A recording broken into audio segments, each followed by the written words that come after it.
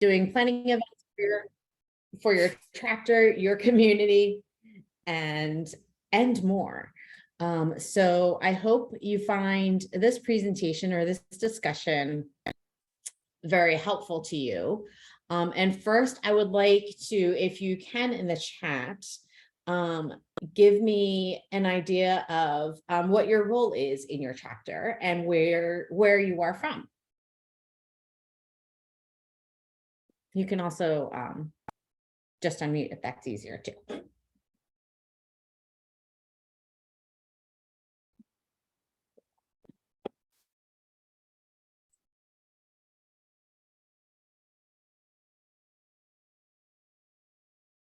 Well, I know it looks like Andreas we have from Pi Chi.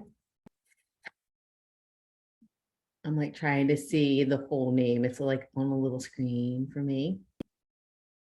Kylie, if you don't mind throwing in the chat where you're from and what your role is. Reese as well.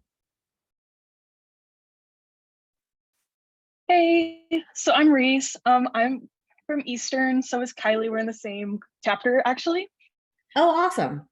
I'm just going to talk because I was typing it out and it was taking too long. So I'm Vice President of Community Service. Okay. So I'm planning like the community service events and such.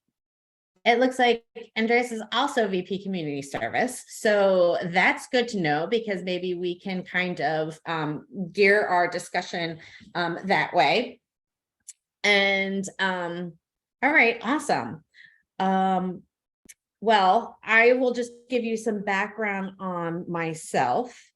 I am an initiate of the Nu Sigma chapter over at Roger Williams University in Bristol, Rhode Island.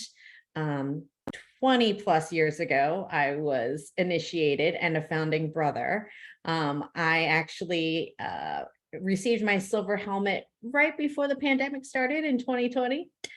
So I have my 25 years plus of service in the fraternity. If my name sounds familiar, there's a few places where you might hear it from. If you've ever attended President's Academy, I am the travel agent for that event. So I book all the flights and do the housing, which means I pair you up with roommates for that event. So if you ever have been to that event or are planning on going, you will be talking to me soon in the future. And if you have been to Grand Chapter Congress in the past, I do run the banquet seating for the Grand Chapter Congress banquet that is held at the end of the week.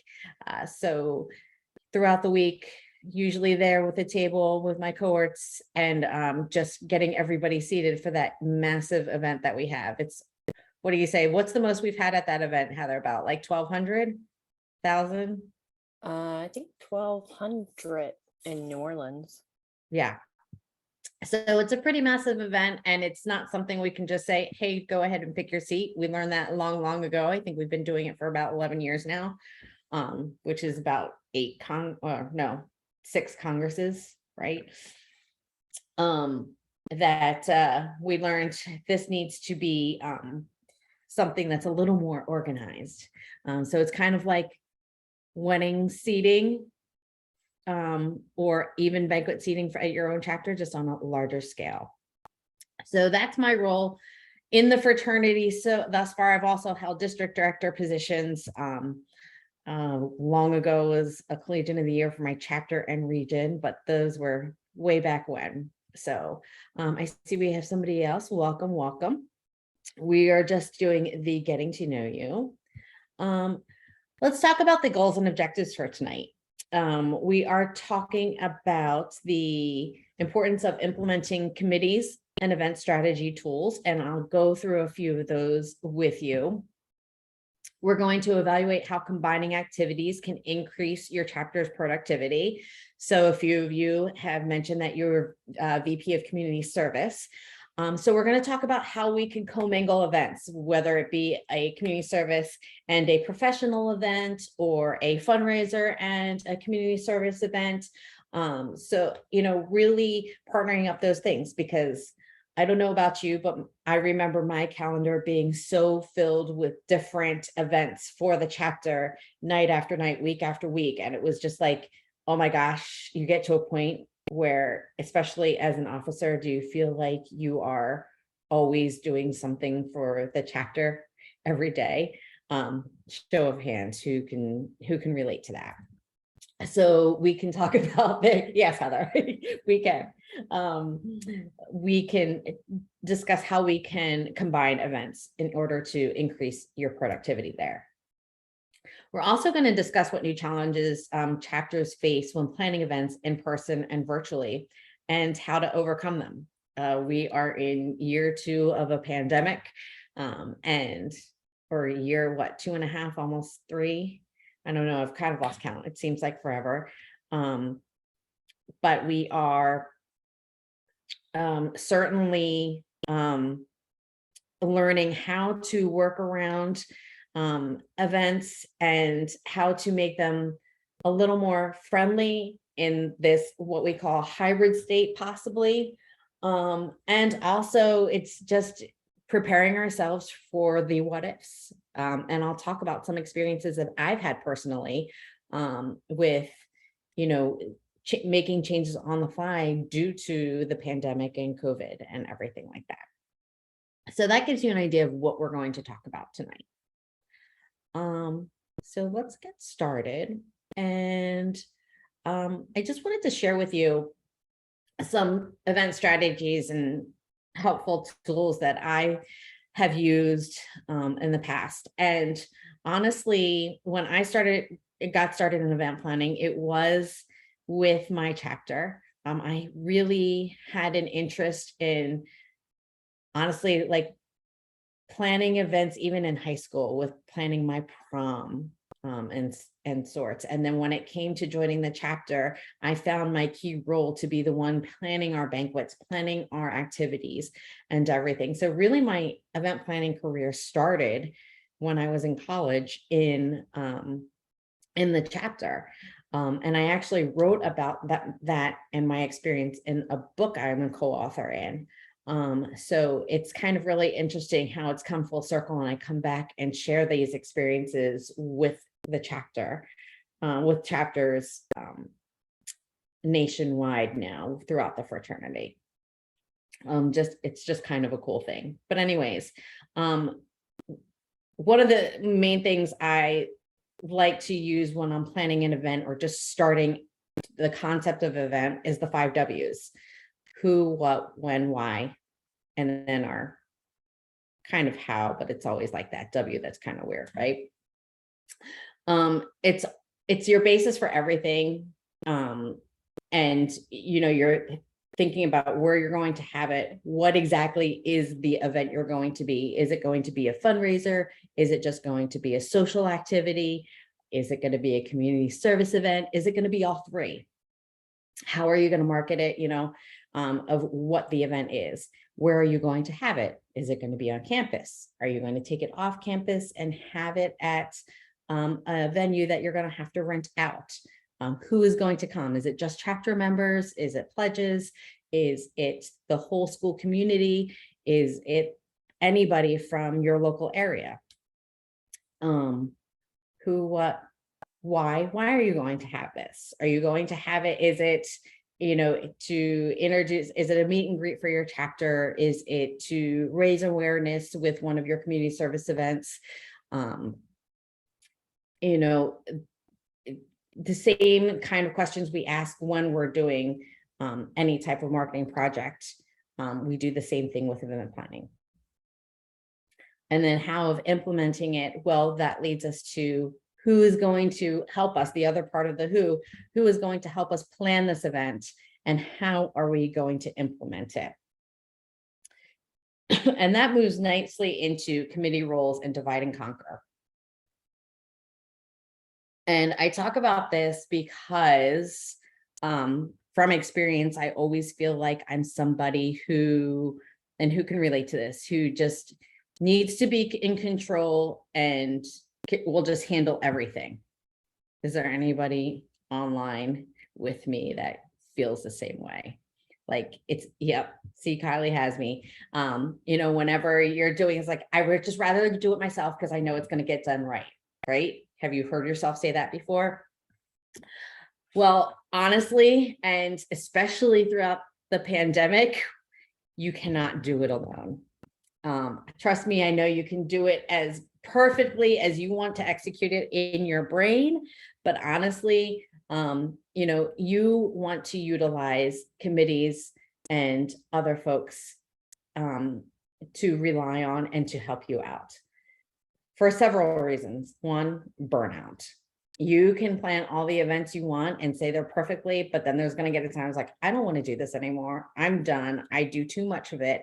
And that's where the burnout comes from. You've put so much energy into it, you just don't want to do it anymore. So really depend on other folks and delegate. Delegation is a really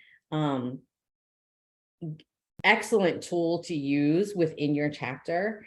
But it's also a very hard one for a lot of leaders, especially folks like us who, you know, who plan stuff. So I challenge everyone to take this semester to really take a conscious effort to delegate roles, because one, I promise you, yes, you think you can do everything, you cannot. You may get sick, unfortunately, or you might not be able to make the event. You might have to work, or whatever the case may be. Somebody else might have to take over. And honestly, once you graduate, somebody else is going to take over that role, and you want to quote unquote train them.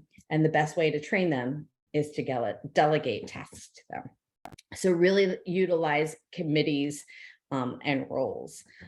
Just so I'm not talking all the time here, just wanted to get some feedback from you guys. How do you plan your events? Do you plan them with committees? Do only a few people take control? What does that structure look like in your chapters, if anybody would like to share? So I'll go. So Kylie was actually the community service person last semester. So we're actually working together a lot, trying to combine, like you said, community service events with professional events almost. So kind of doing like a combo to make it so we don't have to do as many things.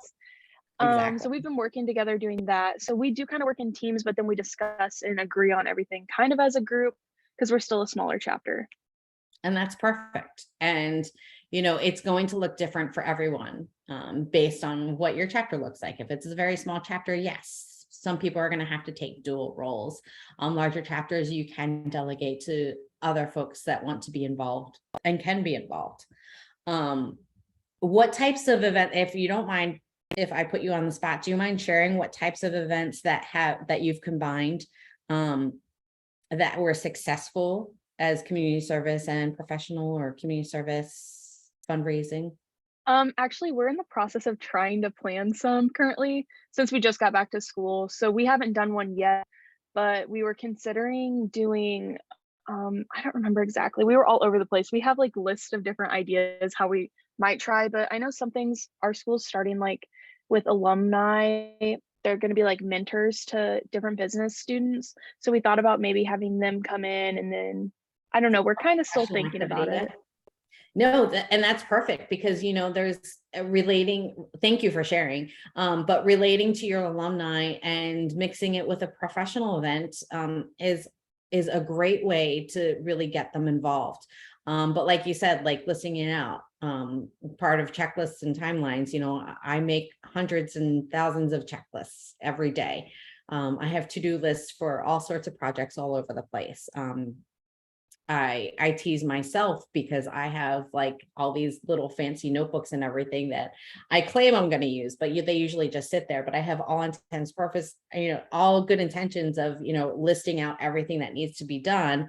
And when you do that, when you write it out, you can really see, you might find some ways that you can combine some things that you really didn't think of in your head until you saw it on paper, or somebody else can see, right?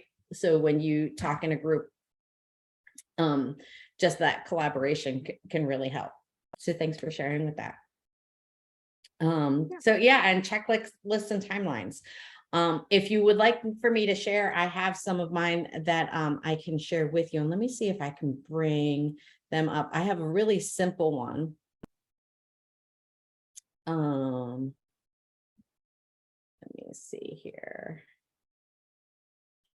I think I just pressed my photos because all my photos just came up, but I don't think you're seeing them, so that's a good thing. Here we go. Too many windows open. I really have evolved with my checklists and timelines throughout the years.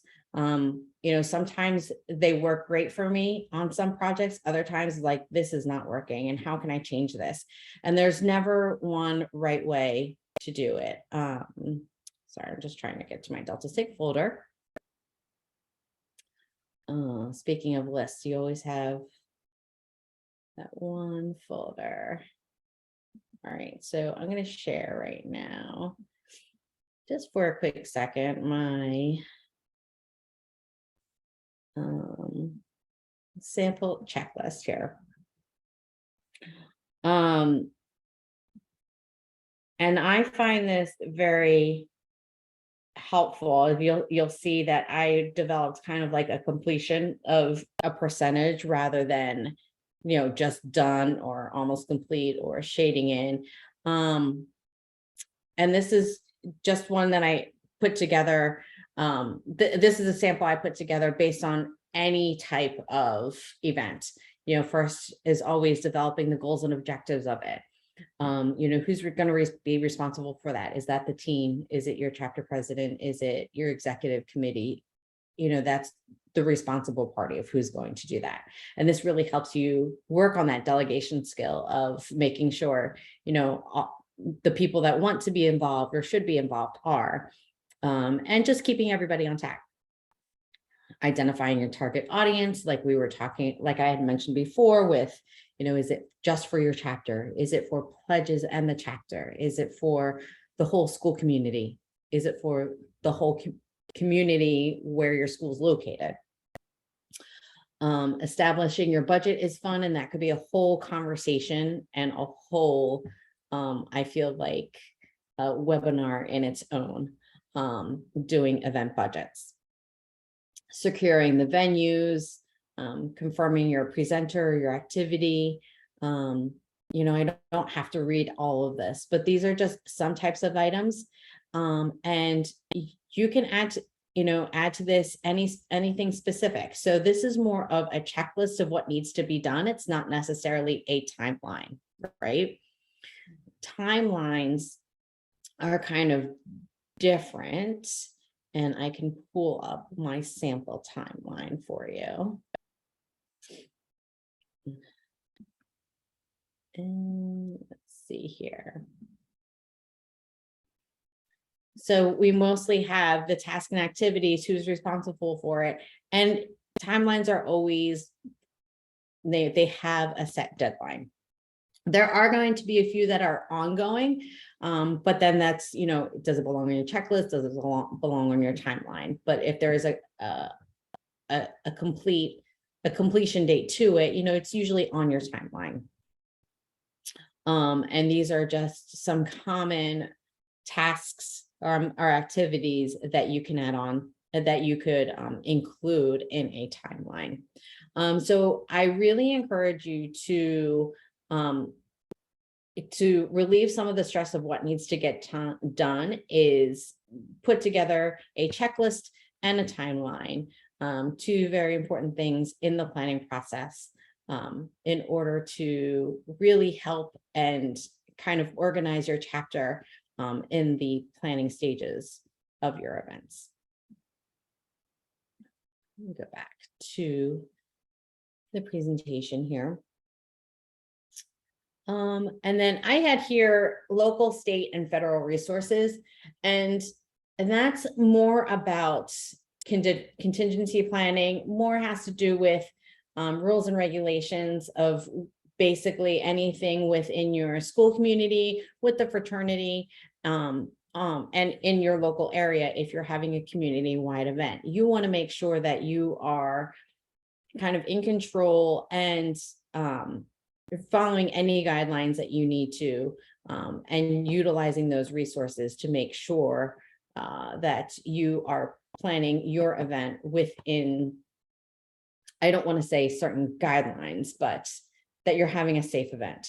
This could be anything from the protocols of what you need to do in order for it to count as a chapter event, or as well as, like, we're dealing with the pandemic, maybe that you are following all the protocols should we ever have to go back to having, social distancing or certain parameters and events like that. Hopefully we don't, but just in case we do, we always have to include those and make sure we were in control and utilizing those resources.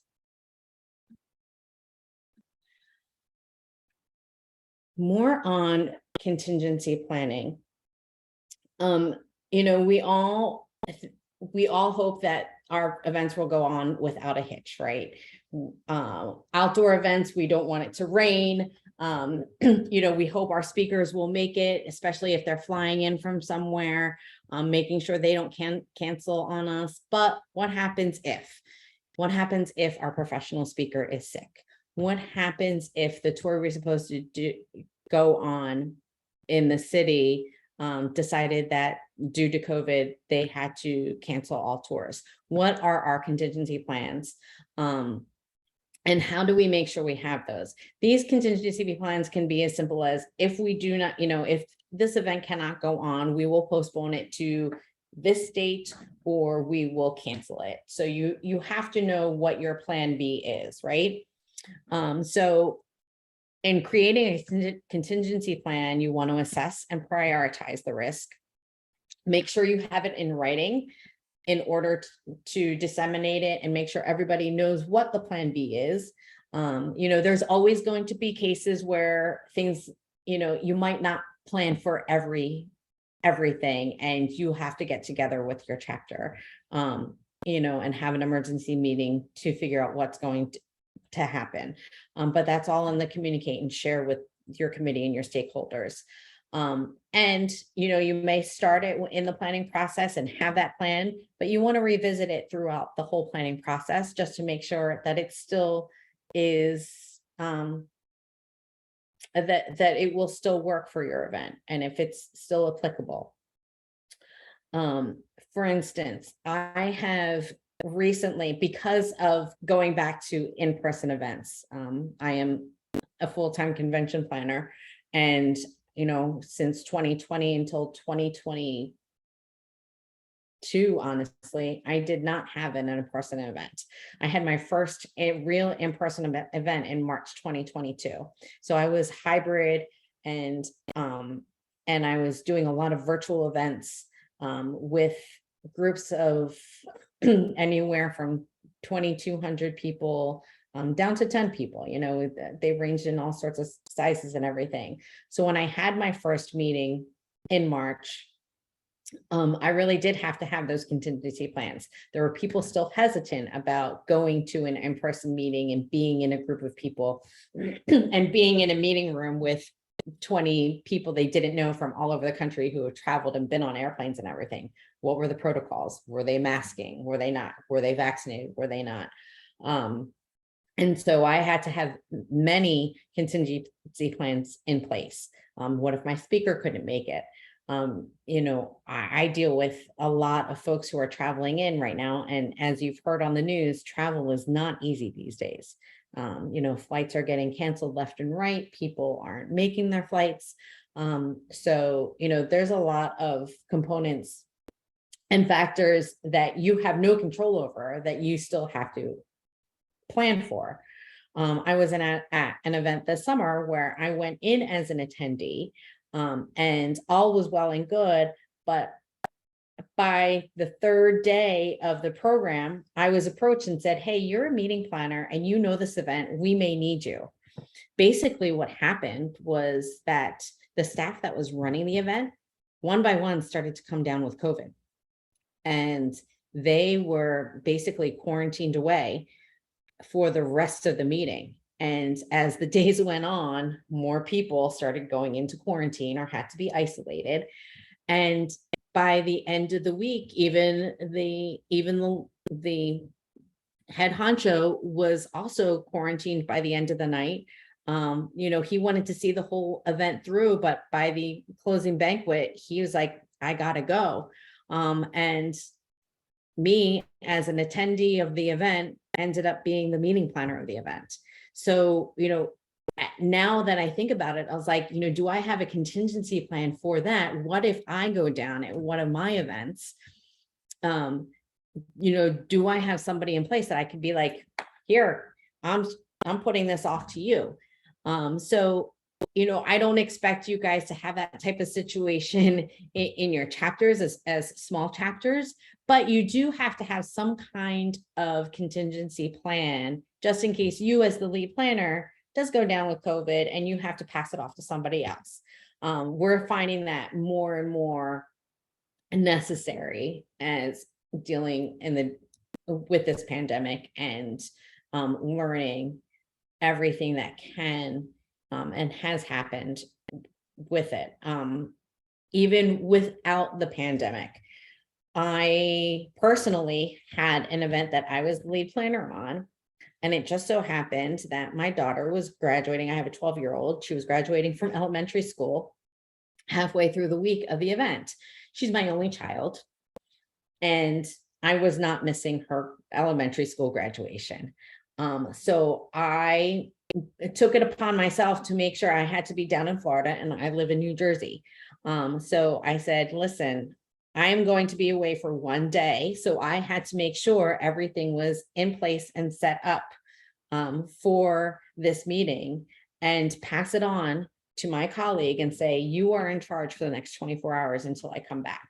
So those are the types of contingency plans I've been dealing with. It's things that we do anticipate and expect, and it's stuff that we do not anticipate.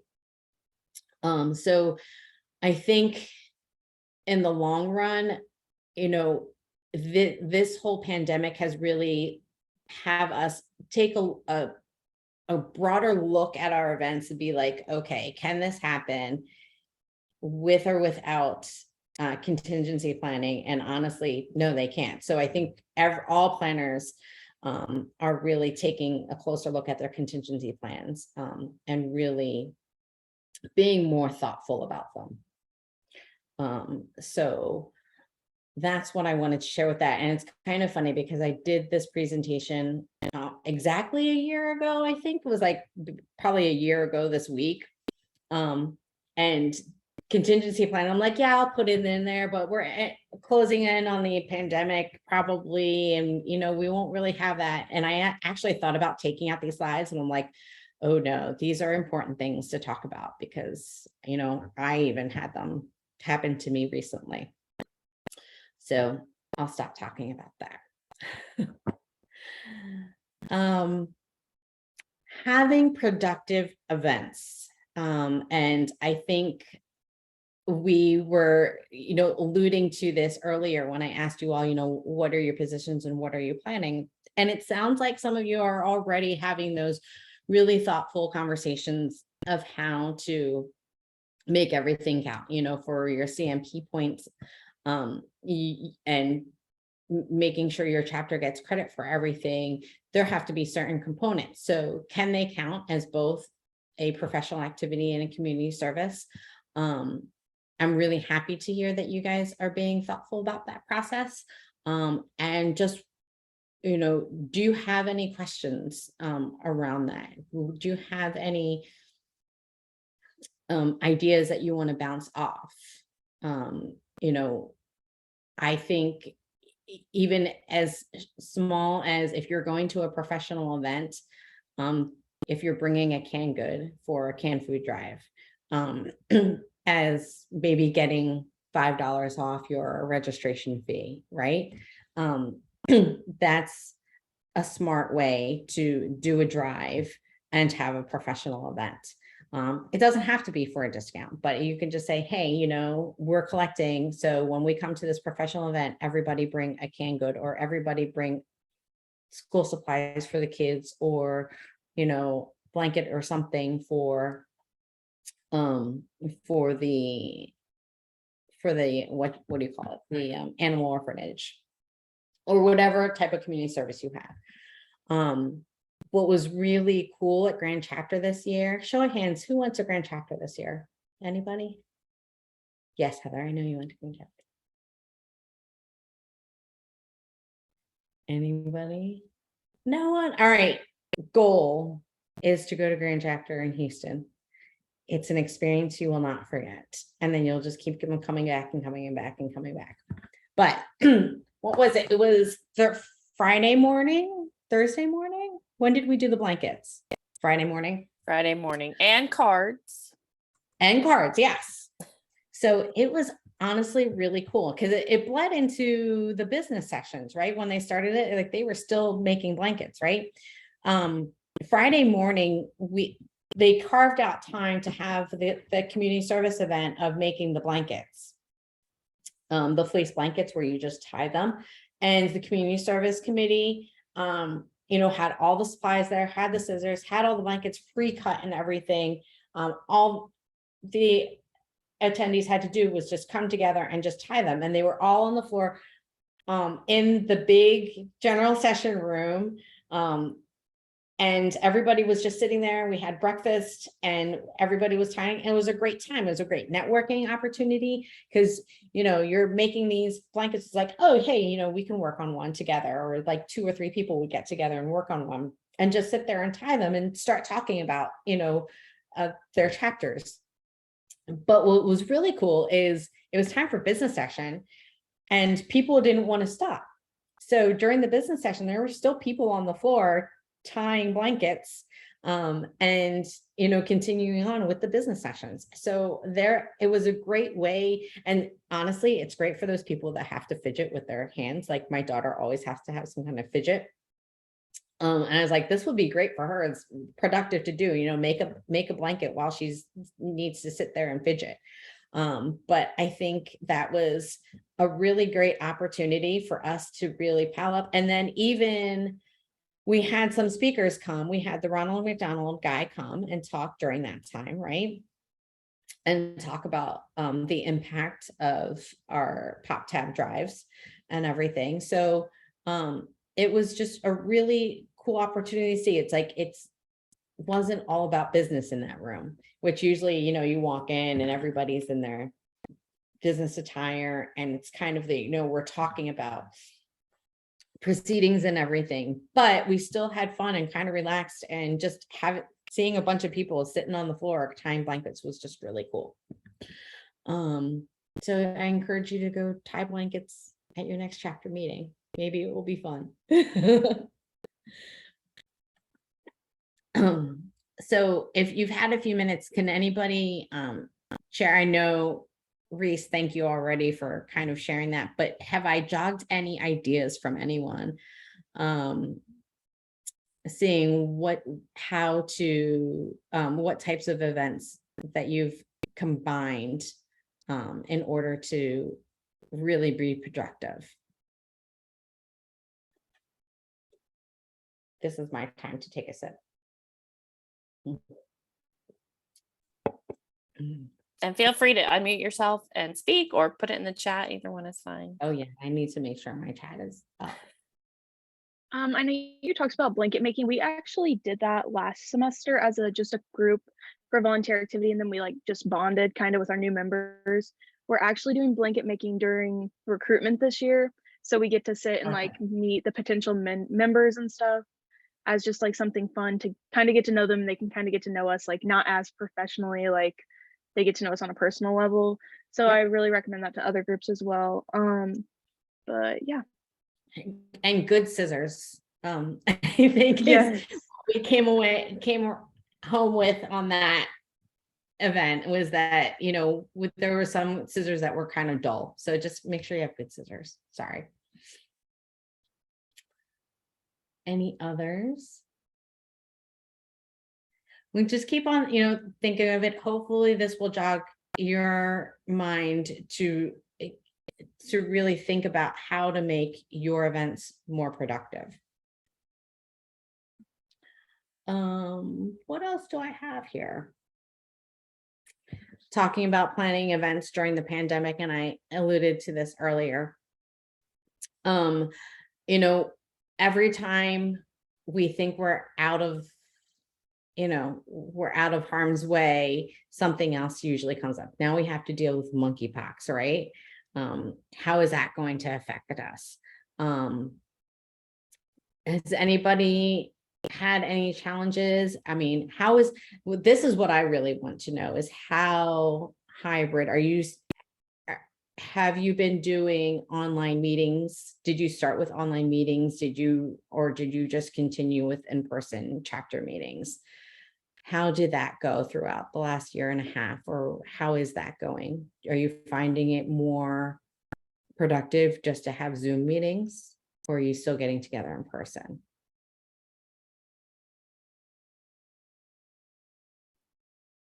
I can go if nobody else is going. So for our chapter, we've done mostly in person. I think we tried Zoom maybe once, but we're more productive in person just because everybody talks more when you're face to face compared to behind a camera and stuff like that. So we've been in person. We started the semester in person again. Okay. Are you finding, has your school put any, I don't want to say guidelines out there, like, are you full-fledged 100% in person, or are they saying, hey, we might be going back because of monkeypox or because of COVID? So like at the beginning of the semester, they sent out 2 emails. One was about COVID, one was about monkeypox. And I think it's more so like just giving you like us like a heads up. If something does happen, this is what might happen. But everything's in person. All my classes are in person, besides like my senior seminar, which is online, but I chose that. So but all the business classes for the most part are in person, I feel like. Yeah. And truly, in other organizations I'm a part of, we found that just meeting on Zoom was much easier. That, it was easier for folks, especially, and it really depends on where you are, work-life balance. Obviously on campus, yes, it's easier for you guys to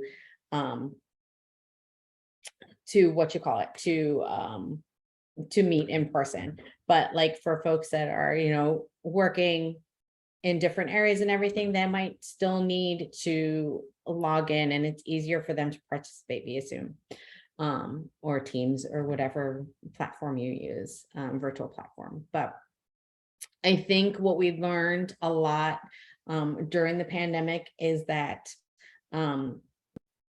business can still go on, right? We just have to be a little more creative on how we do it. And I think I am still eager to get back 100% in person. I still have events that are hybrid. And it is still a challenge to plan those events that are both online and in person, and just make sure that there's the right combination of participation. But we are getting there. Is this the new normal? I'm not quite sure yet. Initially I thought, yeah, this is a new normal, is hybrid events, but I'm like, I don't know. I think we're really going to have to still do all in person for folks to be productive. I've talked a lot and given you some information, but what haven't we gone over? What questions do you have for me or for Heather, being from central office, about your events? Okay, so I have one question. So how, I'm not saying like our chapter isn't, but like how do you get more involvement like from other members of the club that are like wanting to do activities? Like I'm not saying they don't want to do activities, but like to get like a larger majority of the club, like, yes, that sounds like fun, like to get them more willing and excited to go maybe to like a volunteer event or to something like that. I don't know if I worded that right. So yeah, no, I get what you're saying. It's hard to, you feel like the same people are coming out to the events, and how do you get more people to come out and be more involved? Is that what you're saying? Yeah, basically, because like I know we all are busy and different stuff. So like sometimes like having a meeting every night or having something every night does drag on, but like how to make it like more fun for them, like, or I don't know, interactive or something to that effect. So, it's always about like the little incentive, and it doesn't have to be a big prize or anything. But it can be, it could be a little silly award that you pick up, that, somebody can win. It's like, hey, if you come to X amount of events, you're going to get, this prize, and you will get, whether it's a parking spot you can give out on campus or something, what kind of incentive can you give? Or it's a, is it really about making it the event more fun, or making sure folks participate, right? It's like, if you participate in X amount of events, you can get X dollars off your membership, right? Or you can be put into a drawing. If you come to 5 out of 7 events, your name will be put into a drawing to have your membership fees paid or waived, right? So there's different ways. It's all about incentivizing. People are what's in it for me. Is that appropriate most of the time? No, but it does help, so if you have, 2 community service events, 2 professional events, and 2 fundraisers, but none of them are mandatory, how are you incentivizing your members to come out? Is it by, saying, if you come to one of each, you can have $5 off your membership, can your chapter afford that? Or you can, there will be a pizza party at this one if, we get 90% of our membership at this meeting. It's like, how can we incentivize folks, and what can you offer out there to them? Hey, this person, these folks came to all 10 of our events. Let's do a drawing, and they get a $25 gift card to Amazon, or a gas card, or I don't know what attracts your folks, right? So is that kind of helpful for you? Yeah, I like that a lot. I know it's like the beginning of the year, so like everybody's still kind of in summer mode, and we're going to be starting a bunch of stuff. So I just thought it would be like another idea, since we're on here talking, just to kind of Yeah. discuss, to get some more ideas flowing for us as a chapter. So I like that. Thank you very much. Sure. Does anybody have any other ways that they can share how they incentivize their chapter members to participate?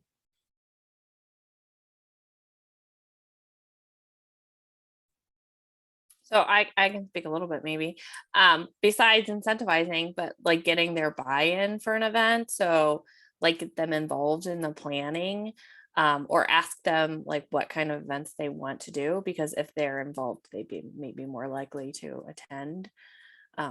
So that's always helpful also. Right. No, it's very true. If I want to go to something, I typically have this way of volunteering for everything, and that's how I get involved.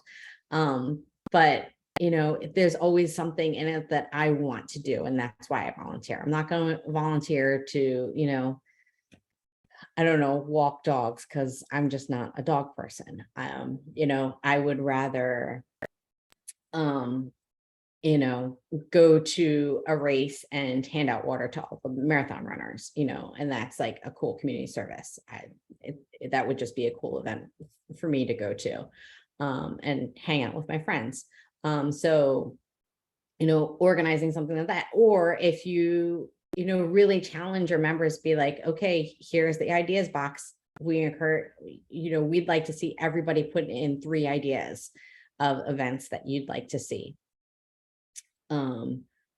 happen. And who knows, that person that's quiet at every single meeting might have this awesome idea and puts it in the idea box, and you pick it, your chapter picks to do it, and they're like, yeah, that was my idea, I want to share with it. So, like Heather said, getting their buy-in, and that's one way to get their buy-in, is like, everybody put down 3 things they want to do as a chapter, and let's put it into the idea box.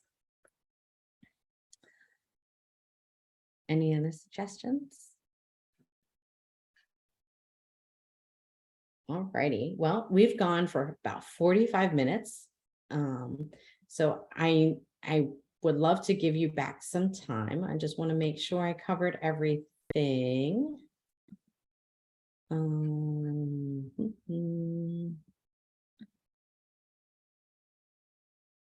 closing thoughts, the most successful event is the one that achieves your goals and exceeds your expectations.